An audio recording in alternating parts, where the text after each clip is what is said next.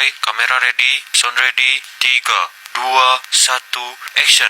Pemirsa serta sahabat podcast Baju Insight, kali ini kita berjumpa lagi ya. Dan untuk pemirsa semua sudah lama, ini sudah mau hampir berapa bulan ya kami hilang. Dan semuanya itu karena kami ya, semua kru ya yang ada di podcast Baju Insight ya sibuk masing-masing. Dari baru kali ini kembali kami hadir. Dan kali ini kami langsung mengunjungi seorang narasumber yang untuk nama dan apa istilahnya ya, pergerakannya ini ya, pergerakan sudah melalang buana di semua ya di daerah Manggarai ini, jadi orang sudah mengenal namanya. Dan kita langsung mengunjungi rumahnya yang ada di area Labuan Bajo ini, khususnya kalau Anda yang biasa hilir mudik di daerah Labuan Bajo pasti sudah mengetahui wilayah daerah seputar pasar ya, pasar ini, pasar Batu Cermin ya.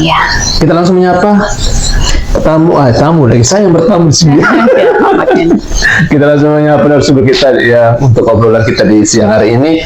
Adakah kita Ani Ambang? Halo lawas semuanya, senang sekali hari ini, saya sangat berbahagia karena perdana ya ada kunjungan ke rumah dari podcast Labuan Bajo Insight. Nah, jadi saya senang sekali yang kita membahas membahas lebih dalam tentang Anita Ambang, tentang keseharian, tentang kehidupan yang lalu dan sekarang dan selanjutnya ya Kak Ena. Nah, untuk pemirsa, jadi nama ini kan Ani Ambang ini kan sudah lama ya, termasuk saya dengar. Hanya dulu kan nama Kak Ani ini kan, wah kita mau tegur juga takut ya, segar gitu. Akhirnya mungkin dalam perjumpaan sampai masuk dalam satu kelompok, ternyata sudah mulai akrab, ternyata orangnya baik ya. Puji Tuhan. Ini Kak Ani ya. Nah Kak Ani, ini pertama nih terima kasih untuk sudah terima kami hadir di sini. Siap Eno. Terima kasih juga untuk kopinya. Kopi.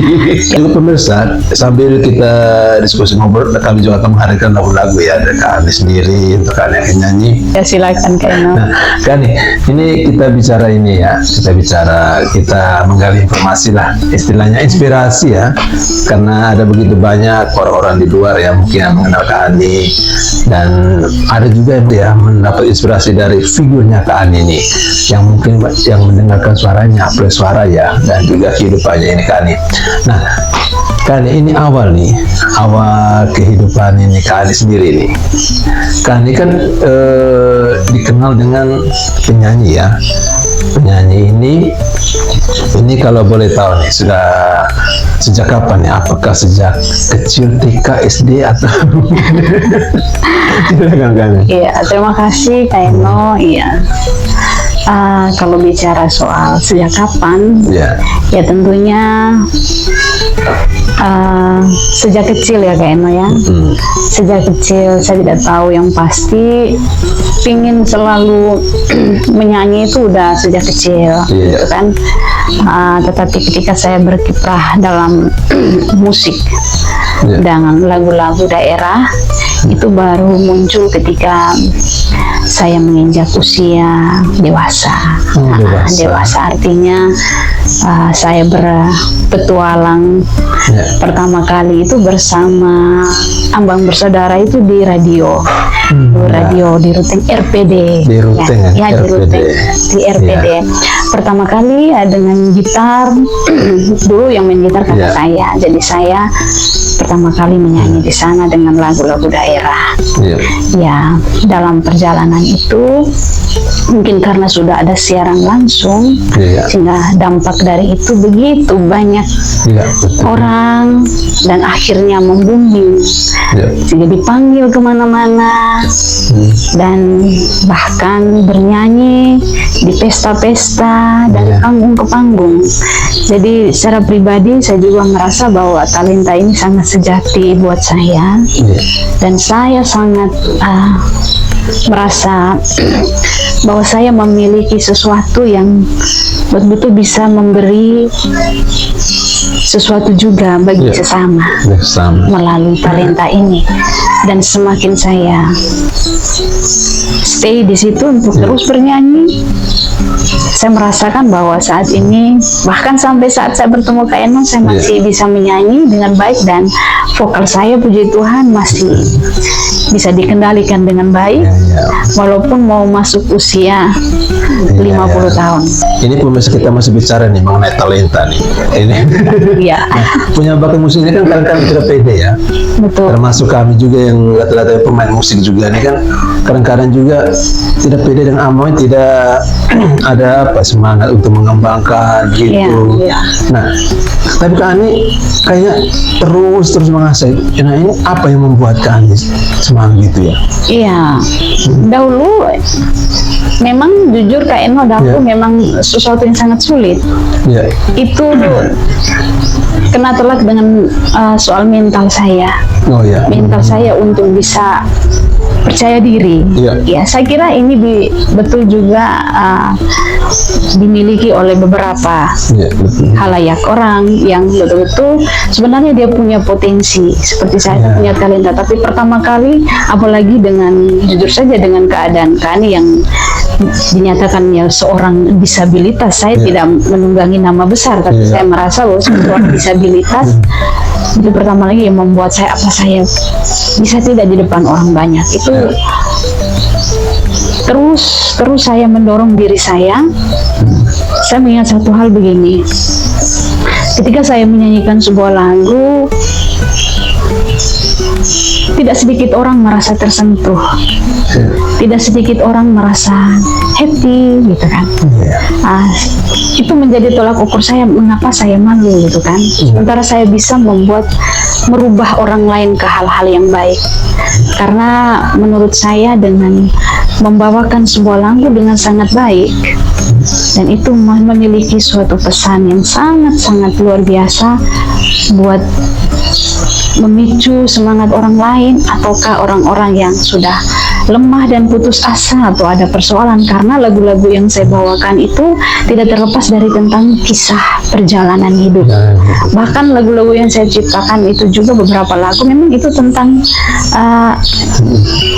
pure tentang kehidupan sendiri gitu, kehidupan sendiri. Itu juga kakak-kakak saya yang bersaudara, tapi lebih kepada saya memang semakin kesini kayaknya saya semakin menyadari bahwa saya harus terus mengembangkan talenta ini. Dan dengan mengedepankan itu, lama-lama saya seperti melupakan soal rasa tidak percaya diri gitu. Karena begitu banyak saya mengalami spontanitas dari publik ketika saya menyanyi, dia merasa sesuatu energi positif ya lewat pesan-pesan lagu itu. Jadi itu yang membuat saya, wah, untuk apa gitu kan. Sehingga dengan itu ternyata saya merasakan itu juga berenergi untuk memicu saya bahwa saya terus mengedepankan pelayan. Ini sebuah pelayanan bagi saya, sehingga banyak orang juga merasa dikuatkan, diteguhkan lewat pesan-pesan lagu yang saya nyanyikan. Dan kebanyakan orang, mohon maaf Kak Eno ya, merasa bangga sekali ketika sebuah lagu itu dinyanyikan oleh Kak Ani gitu kan. Suaranya Kak Ani punya ciri khas katanya. Saya kira itu saja. Setuju itu.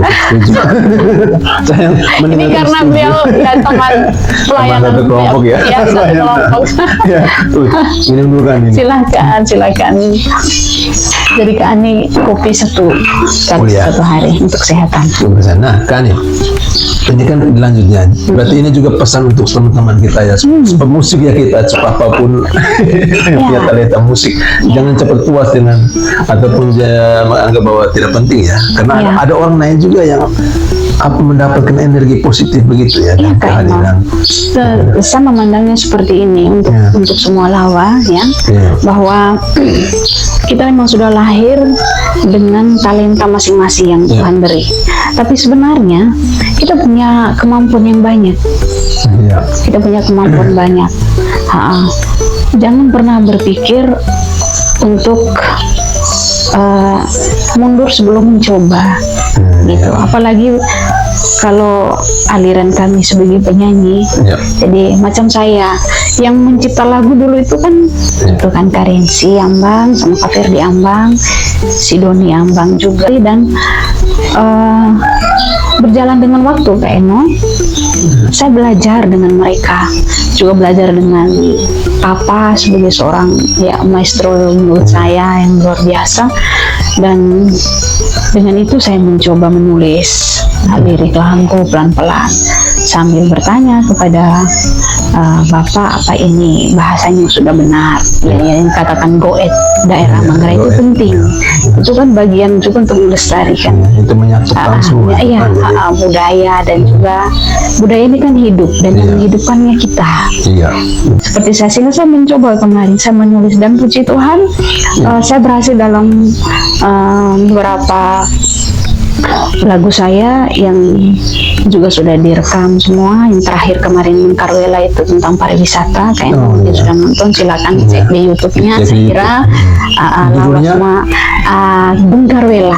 Jadi Manggarai Barat ini Labuan Bajo inilah sebuah bunga yang sudah tumbuh subur dan menjadi bunga-bunga yang indah dan memberi keharuman, keindahan pada semua orang wisatawan betah di sini, baik domestik atau wisatawan luar negeri, itu semua betah dan senang dan menikmati. Nah, kakak ini kan ada berapa tadi? 4 saudara. Ini ada Karensi Ambang, Ferdi Ambang, Doni Ambang, ya, dan kakak sendiri. Ya, saya sendiri. Nah, punya beban tidak nih dengan nama yang gini? Kan orang kan sudah tahu ini nih.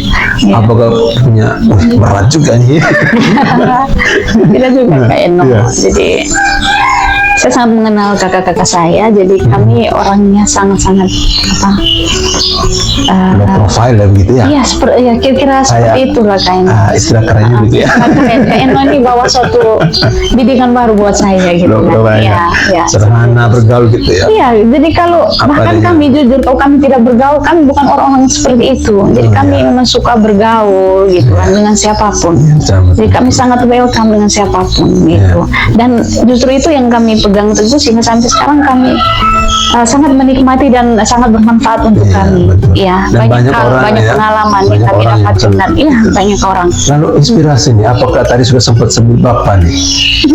Seberapa besar nih Bapak ini berpengaruh nih dalam musik? Oh ya, kalau dulu Kak Eno, Papa sama Mama almarhumah, saya dapat sedikit Mama itu suaranya bagus sekali loh. Bagus sekali. Cuman mungkin pada zaman mereka itu sebatas kamar mandi sedikit. Oh iya. Belum ada lah itu Mama.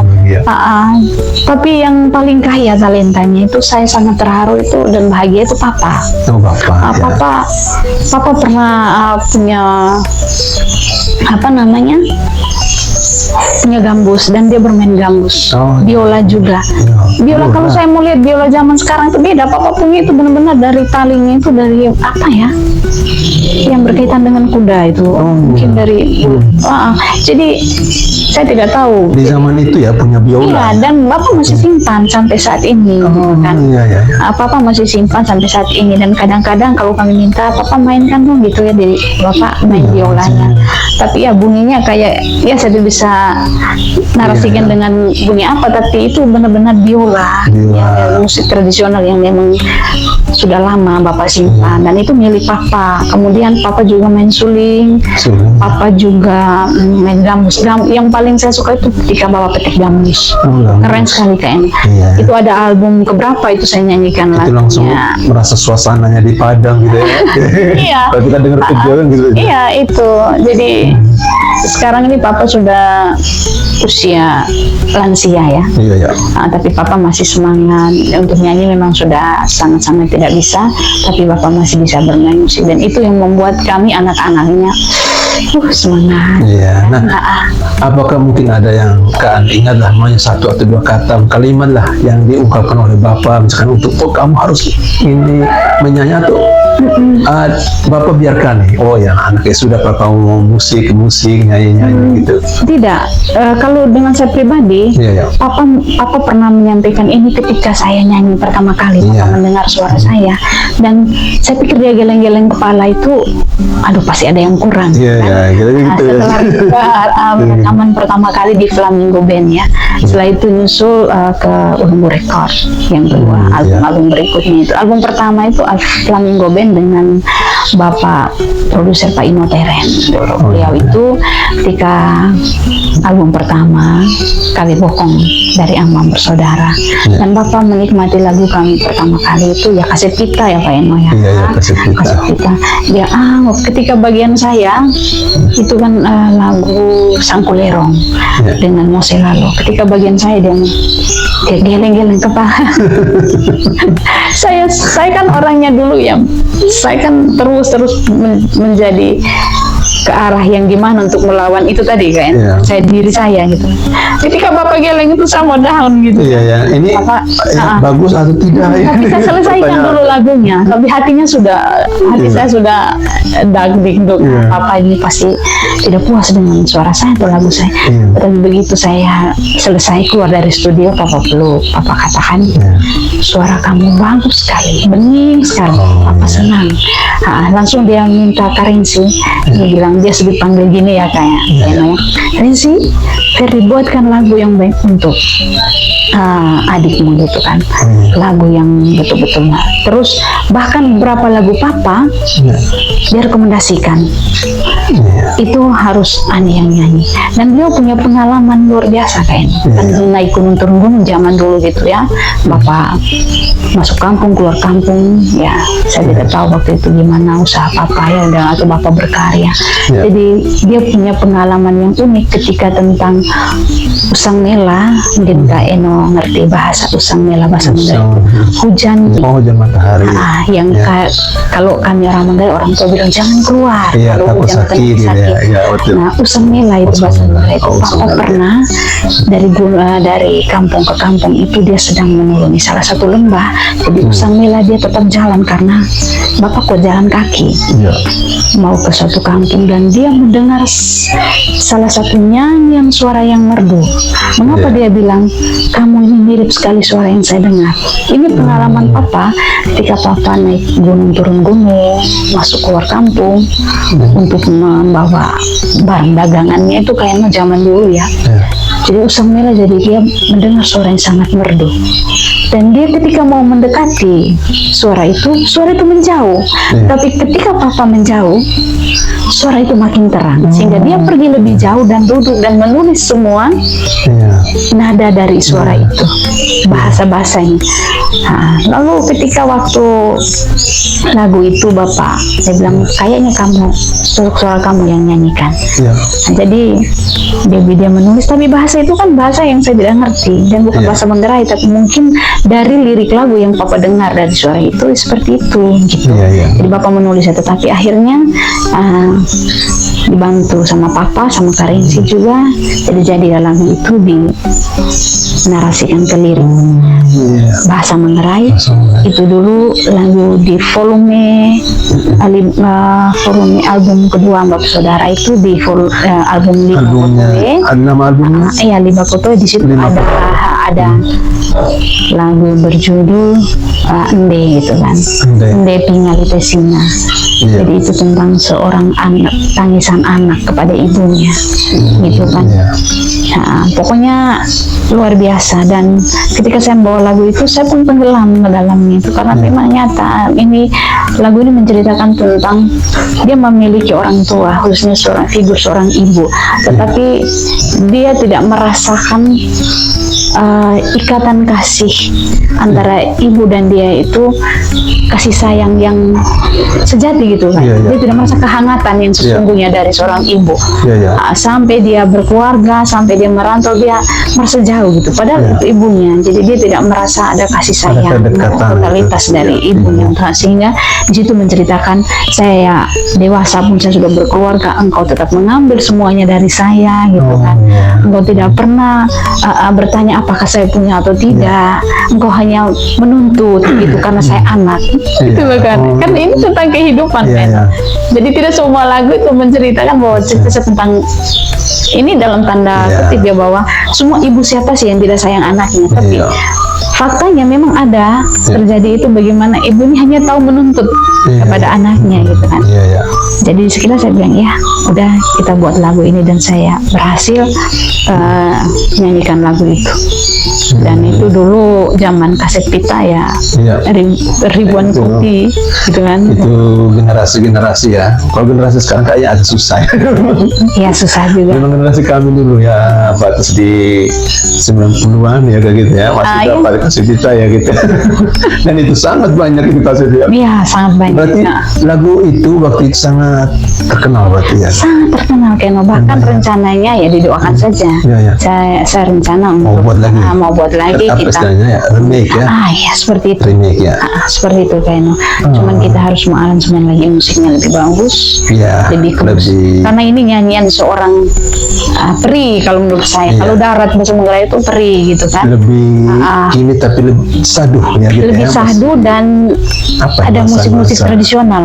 Ya harus ada ya. Ikan, Bapak juga, artinya Bapak juga buat lagu gitu ya? Justru beliau lah yang benar-benar banyak membuat lagu, dan kami sangat termotivasi. Banyak pelajaran-pelajaran penting dari beliau yang diwariskan, dan itu sangat mengena kepada diwariskan itu kepada Karensi Amba. Liriknya sangat dalam. Jadi saya melihat itu warisan itu ada sama ketiga saudara saya. Lalu ini ketiga kakak ini, Karensi mereka ini, sejak kapan nih tahu buat lagu nih? Udah lama Keno. Apakah sejak mereka SMP, SMA, usia? Iya betul. Usia SMA gitu ya. Usia SMA? SMA Karensi pertama kali saya lihat. Saya kalau lihat buku lagunya mereka ini sudah tinta yang cukup pusat. Sudah tebal-tebal ya? Sudah tebal ya. Itu terus yang paling banyak tuh dua orang itu, Karensi sama Kak Ferdi. Halo Karensi, Kak Ferdi. Sama si Om Kokang album terakhirnya itu, si Doni Ambang itu, dia memang sangat berbeda. Dan kami kan dari luar nih, kami kebetulan saja dari Ende, ini kan satu lagu yang sangat saya suka dulu, itu Mula Sekolah ya. Mula Sekolah itu, itu milik, ya? Dengar tuh Karensi Ambang, itu milik beliau. Itu kami dari dulu ya, kami waktu SMA ya. Oh iya. Padahal kami kan di luar nih, kan artinya kan secara bahasa kan kami tidak tahu ini artinya apa gitu kan. Hanya karena kami rasa bahwa liriknya lalu musiknya ya, itu yang bikin kami senang. Enaknya langsung dengan beliau ya. Itu lagu yang keren. Dan ada beberapa buah lagu yang kami dengar ya, termasuk yang viral ya sekarang ya, kemarin ya, sama teman saya Hendrik ya, Hendrik Mas itu teman akrab yang sama-sama kan pernah di buat ya, sama bertualang sama-sama. Nah berikutnya ini kan kita bicara mengenai hal yang mungkin agak sensitif ya kan ya, yang membuat Kani down ya. Kalau mau contoh saya ya, kalau contoh saya kan yang membuat saya down ini kan waktu itu kan orang tua yang tidak ada pergi kan, dua-dua nih pergi berdekatan waktu, ibu habis bapak gitu kan, dengan jarak waktu yang dekat, kita bikin down. Kalau Kani sendiri bagaimana nih yang bikin titik terendah nih? Silakan. Titik terendah saya jujur saja Keno, memasuki 2026 ini memang silakan saya sangat sedikit seperti yang Keno bilang tuh di titik terendah saya. Ternyata kehilangan seorang mama gitu. Saya sejak mama pergi, ya saya tidak tahu lagi ya, saya seperti kehilangan semangat gitu kan. Betul. Semangat. Banyak hal lah kayaknya ya. Emang ketika melihat duka orang lain atau duka keluarga besar yang kehilangan figur seorang ibu, saya memang sedih gitu kan kita. Tapi tidak tetapi kali ini Dan saya pernah sebelum mama pergi itu, justru hal itu yang saya takutkan. Ya. Seperti trauma sekali ketika menghadiri duka orang lain kehilangan seorang mama. Ya. Jadi saya selalu diliputi ketakutan gitu kan. Karena ketika bapak dan mama ada di hadapan saya, sepertinya saya mengalami terus-menerus suatu spirit untuk semangat dalam perjalanan hidup saya. Ya. Seperti apapun, dari sisi manapun. Saya rasa mereka berdua adalah tokoh yang paling mendukung saya dalam segala hal. Dan walaupun banyak yang tak terlihat, itu tentang kehilangan seorang yang selalu mendukung saya. Karena kita tahu orang tua itu selalu mendoakan kita. So kita dalam rumah tangga, dalam karir, dalam persoalan-persoalan hidup itu kadang kita sedih, lelah dan apa, tetapi ketika buka mata, oh ada mama, ada papa, oke, kita masih punya bahu untuk bersandar. Nah sekarang sejak mama meninggal di rumah ini, saya sendiri yang melayani beliau, dan saya selalu bilang mama kuat gitu kan, karena saya butuh mama ya sebagai perempuan kayaknya. Saya kira kayaknya paham. Yang juga punya besok ibu mungkin yang sudah pergi juga atau mana. Tetapi berjalan dengan waktu ketika mama berpulang,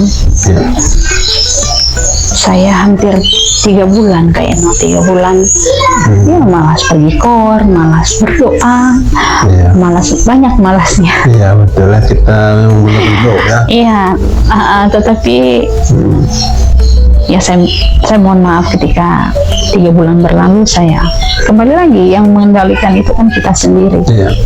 Kalau saya buka mata ya saya hanya didukung oleh mereka kembali tentang kisah hidup saya, bagaimana dulu saya terkena musibah dan bagaimana proses saya bangkit, bagaimana saya bisa nyanyi sementara saya menjalani pembedahan dalam bagian-bagian saya, khususnya muka dan leher ini, dan sampai kehilangan suara dan saya bisa bernyanyi. Aduh, menyesalnya bukan main Tuhan, terjadi banyak hal ajaib yang sudah Kak Ani lewati. Mengapa? Apakah dengan perginya mama, keajaiban-keajaiban Tuhan yang sudah saya terima dan saya alami harus saya abaikan begitu saja? Wah, Kak Eno langsung bangkit dan saya mencoba berdamai. Kadang-kadang masih dalam doa, ya mama baik-baik di sana. Saya bisa terus memberi lilin tiap hari untuk mama, dan ternyata itu baik sekali dan sangat-sangat memiliki energi untuk mensupport diri kita sendiri. Kayak kan dukungan ini sebenarnya 25% hanya dari orang lain, dari sesuatu, tapi sebenarnya itu dari diri kita sendiri, bukan dari orang lain. Sehingga sebelum saya meminta bantuan untuk orang lain untuk berbagi, jadi saya harus duduk dulu, Tuhan bantu saya. Jadi harus merasakan, karena saya percaya ketika saya buat seperti itu bahwa saya menyadari bahwa diri kita punya energi itu, energi positif yang sangat besar. Itu ya, ini pengalaman yang luar biasa. Nah, kami tadi sudah sempat singgung bahwa pernah ini kehilangan suara ya kami. Saat ini setelah saya lebih dewasa, mencoba menjadi pribadi yang lebih baik, saya menyadari bahwa ini adalah porsi saya, perjalanan hidup saya dari Tuhan. Bahwa dulu pernah ada di fase itu juga, fase terendah saya, bahwa ketika saya menolak keadaan saya seperti ini. Jadi dulu setelah kena musibah, itu kelas 2 SD kelas 2 SD. Lalu dulu kan semua tempat medis, penanganan medis semua terbatas ya di Kota Ruteng di zaman saya dulu.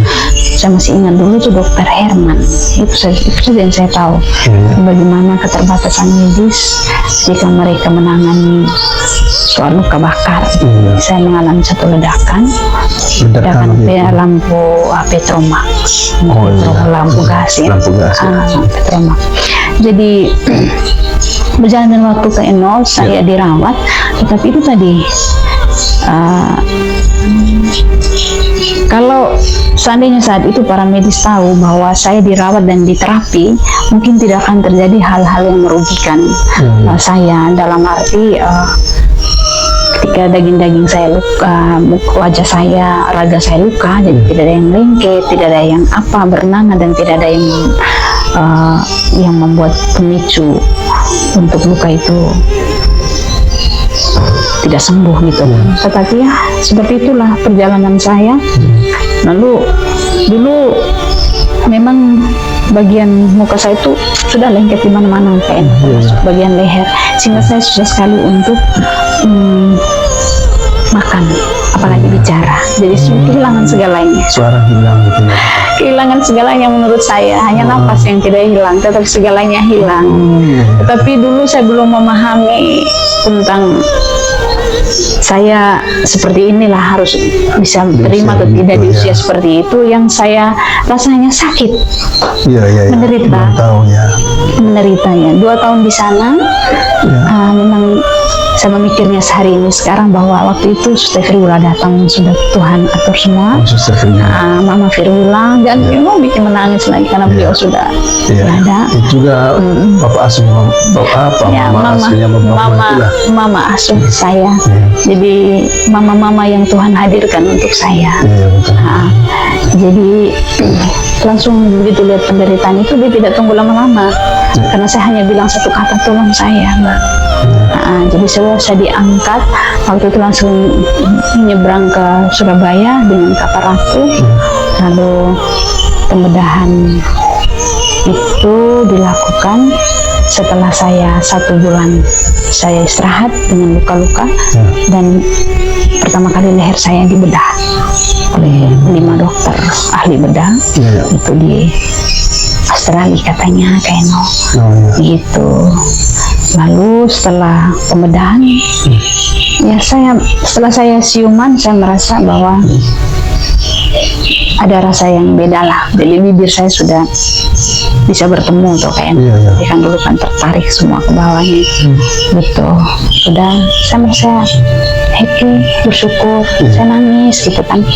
Karena bisa minta makan, dan sepanjang pembedahan 22 kali dibedah. 22 kali. Bagian itu kan katanya pelan-pelan, kayak makanan sensitif. Pada usia seperti itu kan. Seperti itu. Tetapi puji Tuhan ya itulah. Mujizat ya. Ya puji Tuhan lah. Jadi pembedahan itu walaupun jangka waktunya agak lama sih, tapi saya mungkin ya sudah sekian itu gitu kan. Saya dibedah sampai seperti ini, lalu saya dipakai penyangga. Pertama kali saya coba bicara bisa. Saya kembali lagi bisa bicara, tidak ada rasa sakit, tidak ada rasa pokok, saya rasa macam bebas. Setelah itu saya pulang ke sini, ya tentulah untuk melanjutkan dunia pendidikan itu sudah tidak sesuai usia saya kayaknya. Tapi saya ikuti hanya untuk mendapat pembekalan, bisa baca, bisa nulis, bisa menghitung, gitu kan. Berjalan dengan waktu, lagu pertama yang saya nyanyikan itu lagu Ave Maria. Itu ketika datang donatur-donatur yang luar biasa di rehabilitasi Santu dan Mencancar kala itu. Jadi ada kunjungan kami dari donatur-donatur ya, dan kami biasanya yang punya talenta atau apalah, kami sungguhkan hiburan gitu.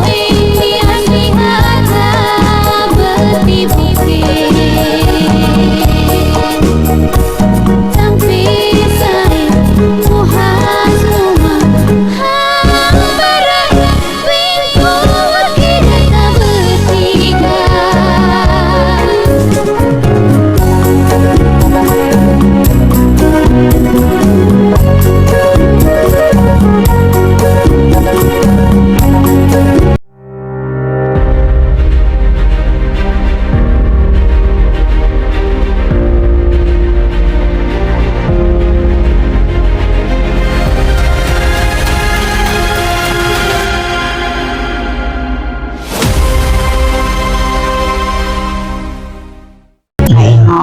Jadi ada anak-anak yang kria, ada anak-anak yang ngulam, dan saya ada gitar dan ada lagu. Jadi saya nyanyi Ave Maria pertama kali karena saya merasa beliau lah yang selalu memberi kehangatan kepada saya. Jadi tidak bisa membalas kebaikannya. Jadi saya hanya terus bernyanyi untuk Bunda Maria. Mengapa sekarang kalau kita keluar, kalau nyanyi lagu-lagu Maria itu, saya sangat bahagia. Saya bilang ini kado terindah untuk Bunda, karena saya selalu diberi kehangatan untuk berdamai. Intinya Kak Eno, saya sudah berdamai dengan semua yang saya alami, dan saya menerima berkat besar ini melalui talenta, dan itu bukan milik saya. Seakan-akan Tuhan katakan, teruslah berbagi berkat, membawa berkat lewat talenta itu. Nah, Kakak, kadang-kadang kan hadapi masalah dan juga banyak yang di luar hadapi masalah, maka apa istilahnya sampai terendah juga, putus asa gitu kan, tidak mau bangun, merasa bahwa diri paling susah lah gitu ya. Akhirnya kita pada posisi drop ya. Nah, Kakak jalan keluar yang Kakak ambil saat itu nih, supaya bisa bangkit nih. Ya jujur saja bahwa dalam waktu sesingkat atau lama ketika saya terpuruk di keadaan itu, saya melihat keluarga saya, anak-anak, suami, anak, dan saya melihat itu di saat saya kan kalau lagi seperti itu saya di kamar kayaknya, saya di kamar saja dan saya berdoa. Saya berdoa itu tadi ketika saya berdoa dan menyerahkan itu, pasrah, bukan pasrah untuk mati, tapi saya serahkan keadaan itu yang sudah tidak bisa apa-apa, bukan dia atur lah, Tuhan atur. Dan ketika total dalam pasrah itu, dari situlah saya mulai bangkit. Jadi seperti selain bahwa kamu punya yang luar biasa, di luar sana masih banyak yang lebih menderita dari kamu. Dan itu betul. Kadang-kadang sejak pegang ini juga, ini yang membuat saya semangat. Positifnya, karena ketika di beranda saya itu muncul kehidupan lain di belahan dunia ini yang Kak Eno, tidak bisa saya ceritakan. Dan saya merasa di situ, saya rasa sangat berdosa. Betul. Karena harus tangisi sebuah penderitaan yang mungkin ini bagian yang terindah Tuhan beri, menguji saya atau seperti apa supaya saya lebih kuat. Seperti itu. Kedua juga bahwa saya pernah putus asa, tetapi saya melihat wajah putra-putri saya, keluarga saya, dan ditambah lagi Kak Eno, kepercayaan Tuhan yang sudah Tuhan titipkan buat saya. Saya harus bangkit. Bangkit, dan ketika bangkit itu energi luar biasa Kak Eno, karena kita mengolahnya. Kita dari diri nih. Dari diri. Ini kan lumayan butuh waktu, energi, kan Kak Eno. Jadi mengapa saya mohon maaf saja lawal. Jadi mengapa saya orangnya bukan tertutup. Saya bukan orang yang tidak punya persoalan yang sudah lalu-lalu dan sekarang. Tetapi ketika saya mencoba bahwa tidak semua hal itu kita bisa menemukan dengan jawabannya dengan berbagi dengan orang-orang di luar sana. Tetapi tubuh jiwa roh kita ini kan semua milik Tuhan, dan Tuhan sudah memberi segalanya yang membuat kita bisa mendoktrin diri kita itu ada apa, ada siapa dalam diri kita. Jadi saya selalu berpikir itu kan. Jangankan orang Kak Eno, saya belum pernah mau curhat tentang saya kepada mama, papa, dan kakak-kakak saya. Mama jujur saja, seperti itu.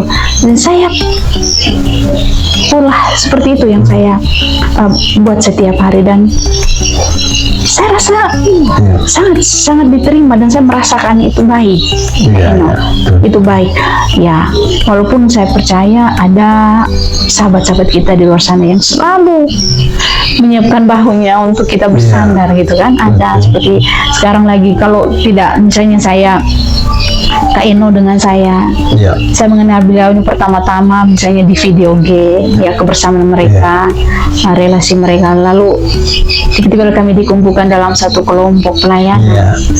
Dan saya merasa Lawa juga setuju ketika saya mengatakan ketika kita berada di salah satu wadah pelayanan, so itu kan sangat baik, sangat baik, yang betul-betul memberi kita energi-energi positif yang kita butuh setiap saat.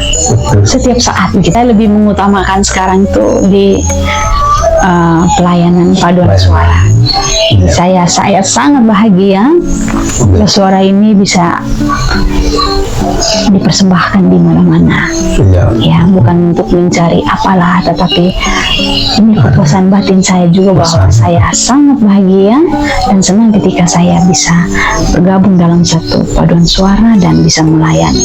Jadi selama ini juga bersama beliau ini, jadi kami pelayanan ditarik dari dunia kegelapan dari dunia malam ke dunia. Tidak juga Kak Eno, semua kita pernah hitam putih hidup itu sudah ada gitu, Kak Eno ya.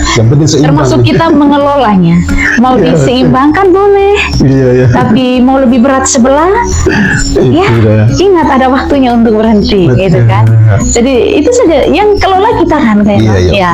Seperti saya lebih prioritas. Jadi di rumah bukan berarti saya tidak sibuk, saya mengatur semuanya supaya saya berbagi dengan suami dan anak-anak. Jadi jadwal saya pelayanan semuanya mengalir, tidak ada yang alpa. Karena memang saya hidupkan itu betul soal pelayanan. Jadi hanya di sanalah saya bisa memberikan totalitas pelayanan hidup saya untuk sesama, gitu kan? Kayaknya sama ya. Sama. Jadi itu yang kita merasa bahwa ada apa istilahnya, kekayaan batin jiwa ya gitu ya. Kepuasan batin. Itu mendalam sekali kan. Jadi saya merasa begini, ketika kita bisa memberi sesuatu kepada orang lain, macam saya sendiri ya tidak punya apa-apa lah Kak Eno. Ya macam Kakak Frans bilang tidak punya harta apapun, tapi kita harus sadari bahwa kita punya harta rohani yang melebihi semua itu.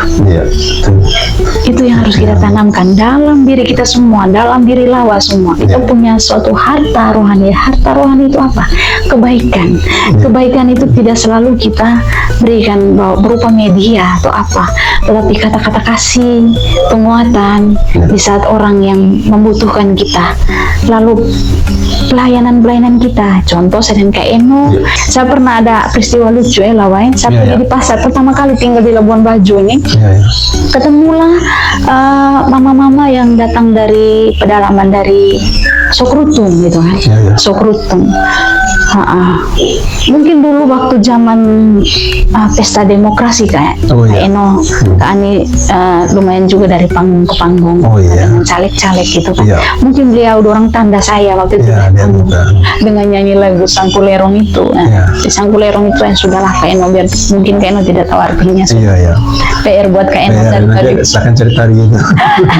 Gitu. Jadi tiba-tiba di pasar teriak. Jadi saya tidak tahu. Jadi sebuah kepolosan yang sangat-sangat luar biasa. Hai Inu, gitu ya. Inu, orang Ambang. Saya ketemu Ani Ambang, jadi dia peluk, dia kasih turun dia punya jualan, dia peluk, saya biarkan dia peluk. Dan saya banyak peka gitu kan. Coba peka dan coba membangun chemistry dengan dia. Langsung saya peluk dia. Setelah itu dia coba ketarindoan, jadi dia mulai nyanyi dengan menangis. Ternyata beliau punya belahan jiwa juga sudah berpulang gitu kan. Ketika saya nyanyi Sangkulerong ini kan tentang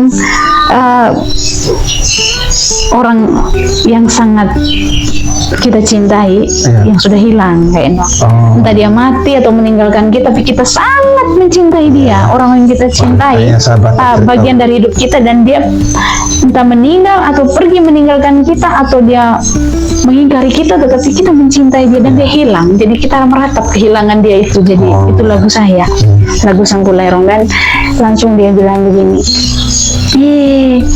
itu kalau kau nyanyi itu saya ingat saya punya suami. Akhirnya saya ada dekir di pasar tuh, saya ajak dia duduk. Oh, di sini pertigaan. Untung saja zaman saat itu Lawa, jadi mungkin belum ada FB Pro ya Lawa ya. Iya. Jadi tidak ada yang Tidak pasti lain. tidak ada yang mulai Lain, ya. membidik kami gitu ya. Jadi saya bilang gini, oh sudah meninggal kah? Ini iya sudah meninggal sudah. Kau nyanyi lagi, saya nyanyi. Saya mulai peluk dia, saya sengaja tidak melihat orang yang datang di pasar. Saya peluk dan menutup mata. Saya mulai nyanyi berapa bait Di saat itu. Sangkulan di saat Langsung. itu.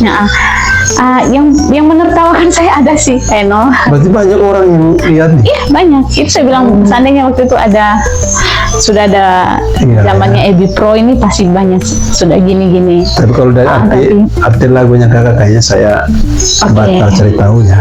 Karena terus. Itu kan kehilangan seorang. Iya memang. Seakan-akan Sangkulerong itu juga menurut saya luas kayaknya. Oh ya. Mau dia orang yang paling kita kasih, yang paling kita cintai. Jadi ketika dia hilang, kita sangat-sangat terpukul dan kehilangan. Kakak, kenapa kakak nyanyi lagu sedih semua? Makanya Dari tadi sampai makanya sekarang ada sih kita sedang bentuk Sisilia Voice ya. Sisilia Voice, Itu karena berapa pekan ini atau berapa bulan lalu saya share tentang kebersamaan kami di Sisilia Voice. Kami mencoba dengan tembang-tembang yang semangat kayak iya. Jadi saya memulai dengan lagu yang semangat-semangat gitu.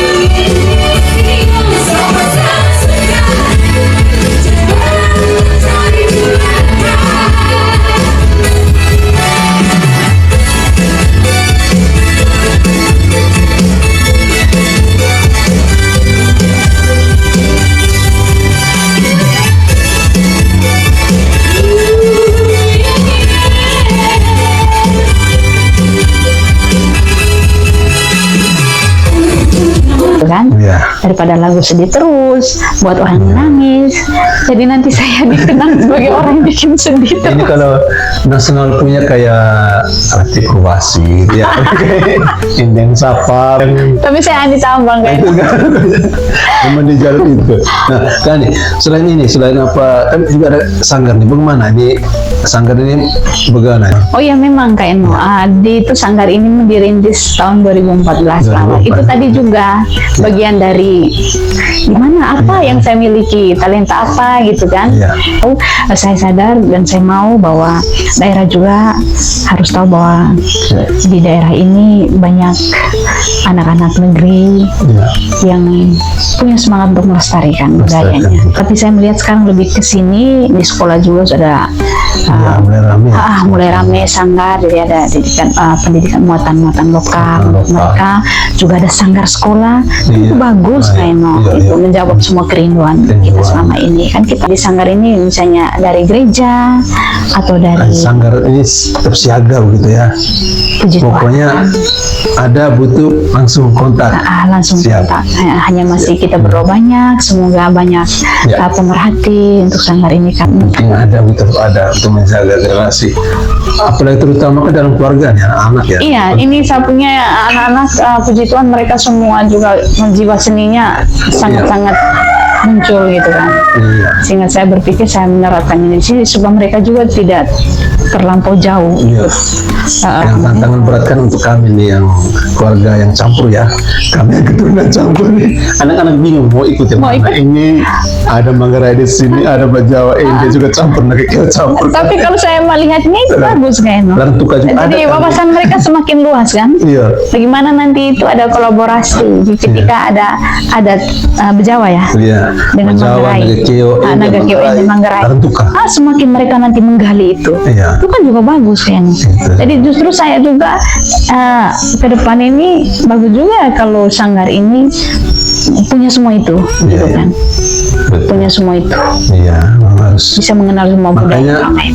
saya punya anak yang pertama kan, kalau ada tugas motor lokal dari sekolah, dia selalu tanya ke rumah, Bapak saya harus daerah mana yang saya pakai?